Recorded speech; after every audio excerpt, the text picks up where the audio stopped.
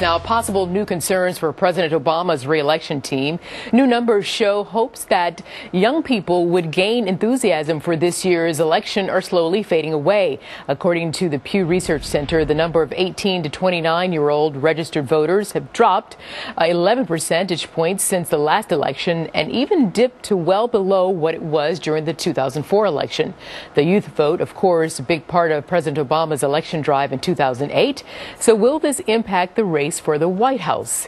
Bringing in now Ron Bonjean. He is the former communications director for Illinois Congressman and former Speaker of the House, Dennis Hastert. Debbie Dinkle is a member of the Democratic National Committee and former chair of the Vice Presidential Al Gore's Michigan campaign during the 2000 presidential election. I want to say hello to both of you. And as you know, we're standing by for remarks from Congressman Paul Ryan. So when that comes in, we'll put a hold on our conversation and we'll get to the congressman and then we'll get back to us. How about that? It's fair enough? Sounds great. Sounds good. Okay, so this topic we're talking about now, the Romney campaign, of those numbers that we're talking about, should the numbers indicate cause for President Obama's camp and celebration for the Romney campaign, or perhaps should that needle fall somewhere in the middle? And why does it seem that the young voters seem to be disengaged this time around? Debbie, I'll start with you on this one.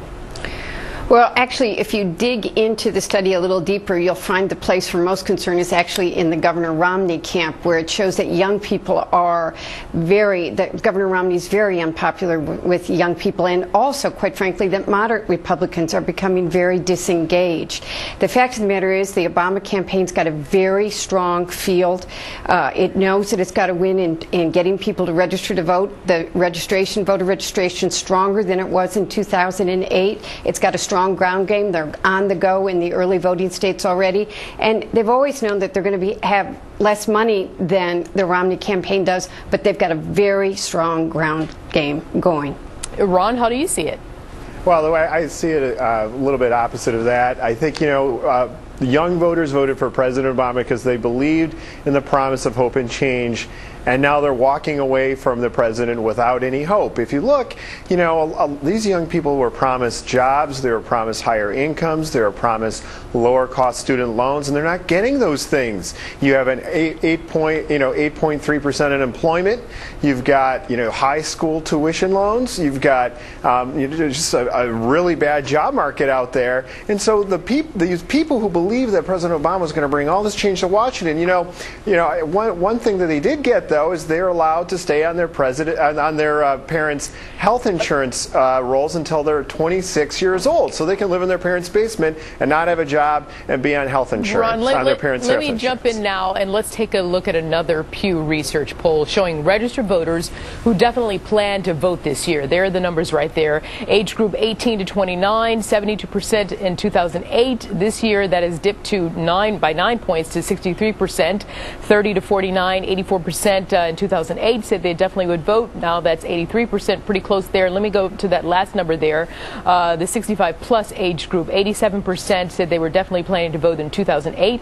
That has jumped to 91%, which is Romney, by the way. That is Romney's strongest age demographic. So, Debbie, I'm going to get back to you on this one. Let's talk about this. How much stock do the campaigns put into polls, especially this close to the election day? And how reliable are these polls when you factor in access to varied demographics? And do the voters really pay attention to these polls? Debbie? Well, I have a whole theory on polling, and I'm going to get my doctorate someday and write it on this. Polls are a snapshot in time. There's so many polls now. There's so many different methodologies. And they drive things that they should not drive. Both of the campaigns have sophisticated people that know how to read polling and know how to take it into account. I think some people let it drive the news media. Sometimes it drives fundraising in a way that it shouldn't. But the fact of the matter is it's a snapshot in time. But I keep reminding people right now of two elections. One was the Michigan election when 3 days out in 1990, both the Detroit Free Press and Detroit News had polls taken on Governor Jim Blanchard's campaign. Two different polls showed him 13 points up, and he lost 3 days later. Polls are a snapshot in time and are exactly what they are, a snapshot, and aren't the end result. So then, Ron, you'll probably get the last word on this one. How important are the polls, and do the voters pay attention? Well, voters definitely pay attention to the polls, or at least they hear a lot about the polls. You know, there's been a lot of media hype around the polling between Romney and Obama right now, and it does matter for fundraising, and it is a snapshot in time. And so, you know, it can be an indicator of which way the trend of the election is going on certain key messages that both candidates are trying to push.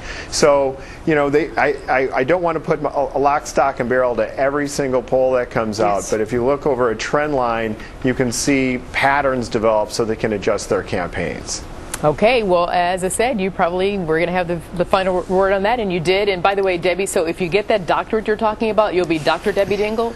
At some point. It's all going to be on polling, and it's going to be on how bad a lot of it is. Okay, well, we'll check it out when it comes out. And Ron Bonjean, thanks to you as well. Good to see both of you. Thanks so much. Sure. Has a nice ring to it. Yeah, good, right? All right, all eyes will be on Denver this coming Wednesday night as President Obama and Governor Romney face off in the first of 3 presidential debates. But do debates really make a difference?